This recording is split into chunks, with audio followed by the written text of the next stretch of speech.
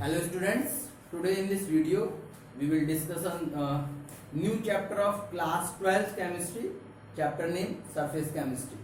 So without any further delay, let's start the video. Surface chemistry chapter की जो first definition है वो आपकी आती है adsorption.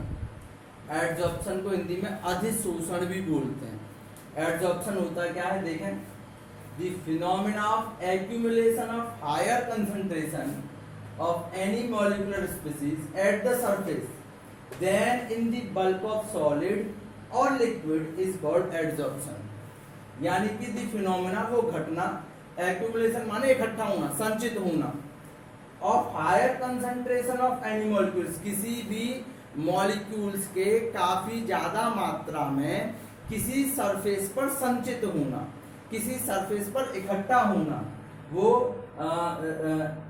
Surface than in the bulk of solid और लिक्विड, ना कि किसी लिक्विड या सॉलिड में इकट्ठा होने से, यानी कि उसके सरफेस पर मॉलिक्यूल्स का जो है हायर कंसंट्रेटेड मॉलिक्यूल्स का एक्यूमुलेशन होना, ना कि किसी लिक्विड या सॉलिड में कंबाइन हो जाना, एक जो कह सकते हैं कि उसे सोख लेते हैं, ठीक है ना, वो ना हो के केवल उसके सरफेस पर जो है हायर कंसंट्रेशन ऑफ मॉलिक्यूल्स का जो है एक्यूमुलेशन होना, इकट्ठा होना, इज कॉल्ड एड्सॉर्प्शन। तो इसे हम बोलते हैं एड्सॉर्प्शन। मतलब एड्सॉर्प्शन का सीधा सीधा है कि किसी सब्सटेंस के सरफेस पर किसी अदर स्पीसीज के हायर मॉलिक्यूल्स का उसके सरफेस पर इकट्ठा होना जो है एड्सॉर्प्शन बोला जाता है। उसके अलावा इसमें जो इसके इंपोर्टेंट टॉपिक्स में आता है कि एड्सॉर्बेंट। एड्सॉर्बेंट क्या होता है? It is the substance on the surface of which adsorption take place. यानी कि ये वो सब्सटेंस होते हैं जो कि उस सरफेस पर इकट्ठा होते हैं, ठीक है ना, उसे बोलते हैं एड्सॉर्बेंट। ठीक है, जैसे ये मान लीजिए कि ये हमारे पास में कोई सरफेस दे रखा है, तो जो मॉलिक्यूल्स इस पर इकट्ठा हो रहे हैं उसे हम बोलते हैं एड्सॉर्बेंट, ठीक है ना। उसके बाद adsorbate, it is the species which concentrate और एक्यूमुलेट एट द सरफेस। और यानी कि वो स्पीसीज जिसके सरफेस पर ये फिनोमेना हो रहा है उसे हम बोलते हैं एड्सॉर्बेट। तो ये जो सब्सटेंस है जिसके सरफेस पर ये पूरी प्रोसेस हो रही है उसे हम बोलते हैं एड्सॉर्बेट। ये चीज ध्यान रखें, यानी कि जो इकट्ठा हो रहा है किसी के सरफेस पे वो आपका एड्सॉर्बेंट, और जिसके सरफेस पर ये काम हो रहा है उसे हम बोलते हैं एड्सॉर्बेट। उसके अलावा एक आता है आपका सॉर्प्शन। सॉर्प्शन क्या है?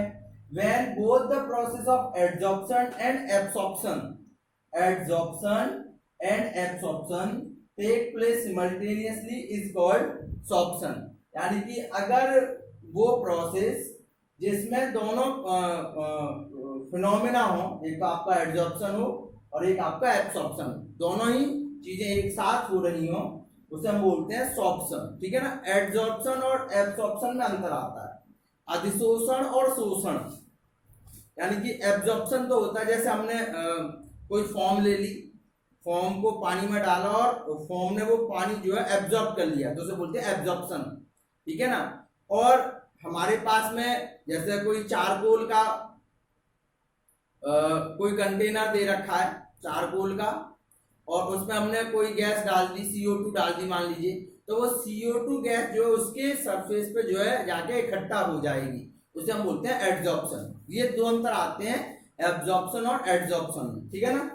उसके अलावा डिसॉर्प्शन। डिसॉर्प्शन क्या होता है?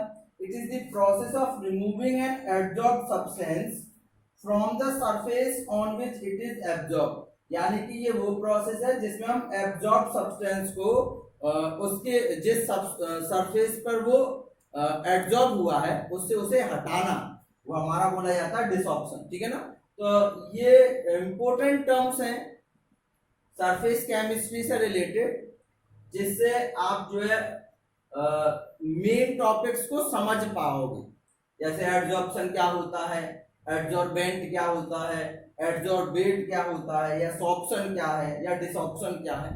तो ये कुछ मेन टर्म्स हैं जो कि आपको पता होना चाहिए, ठीक है ना। तो नोट करें इसे, उसके बाद नेक्स्ट टॉपिक देखते हैं। तो कुछ एड्जॉर्प्शन और एब्जॉर्प्शन से रिलेटेड कुछ टर्म्स हैं, उन्हें आप देखें। तो नंबर फर्स्ट आता है डेल्टा एच, जिसे हम बोलते हैं change in enthalpy, and delta S जिसे हम बोलते हैं change in entropy of adsorption are negative. यानी कि चेंज इन एंथैल्पी और चेंज इन एंट्रोपी एड्जॉर्प्शन में जो है नेगेटिव रहते हैं, ठीक है ना, यानी हीट इसमें रिलीज होती है। उसके अलावा mostly adsorption process are exothermic, therefore adsorption decrease with increase the temperature. मतलब कि ज्यादातर एड्जॉर्प्शन प्रोसेस जो एक्सोथर्मिक है, हीट रिलीज होती है इन प्रोसेस में, और एड्जॉर्प्शन डिक्रीज यानी कि एड्जॉर्प्शन कम होगा विद इंक्रीज टेम्परेचर। जैसे जैसे टेम्परेचर बढ़ता जाएगा वैसे वैसे एड्जॉर्प्शन प्रोसेस जो है कम होती जाएगी। उसके अलावा adsorption is a surface phenomena. जो एड्जॉर्प्शन है, या जिसे हम हिंदी में बोलते हैं अधिशोषण, वो सरफेस फिनोमेना है, यानी कि ये प्रोसेस जो है बॉडी के सरफेस पर होती है। While absorption is a bulk phenomena, जबकि एब्जॉर्प्शन जिसे हम बोलते हैं कि सोखना, उसे हम बोलते हैं एब्जॉर्प्शन, वो एक बल्क प्रोसेस है, ठीक है। ये एक सरफेस की प्रोसेस है, वो एक बल्क प्रोसेस है। इसका एक एग्जांपल दे रखा, water vapour are absorbed by anhydrous CaCl। यानी कि अगर वाटर वेपर है, यानी कि जो गैसियस फॉर्म में वाटर है, वो एब्जॉर्ब कर लिया जाएगा एनहाइड्रस कैल्शियम क्लोराइड से, CaCl2 से जो है वाटर वेपर को जो है वो एब्जॉर्ब कर लेंगे, सोख लेंगे, ठीक है ना। But absorb by silica gel, लेकिन सिलिका जेल जो है वो सिर्फ एब्जॉर्ब कर देती है। सिलिका जेल क्या होता है, अगर आपने देखा होगा कि आप कोई नई प्लास्टिक की चीज लाते हो, या कोई वाटर बोतल लाते हो, थर्मस लाते हो, तो उसमें एक छोटी सी पैकेट आती है, सब इतनी सी, उसे आप अगर फाड़ के देखोगे तो उसमें छोटे छोटे दाने होते हैं, उसे बोलते हैं सिलिका। वो इसलिए डाला जाता है ताकि थर्मस में जो है मॉइस्चर जमा ना हो, ठीक है, उसमें से स्मेल ना आने लग जाए। क्योंकि नया नया थर्मस है, आप मार्केट से खरीद के ला रहे हो, खोल के देखो तो उसमें मॉइस्चर जमा हो जाएगा, तो अंदर जो है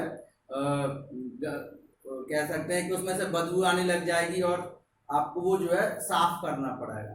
तो उसमें सिलिका जेल की छोटी सी पैकेट डाली जाती है, जो कि वाटर मॉइस्चर को अपने जो है एब्जॉर्ब कर लेती है, ना कि एब्जॉर्ब, ठीक है ना।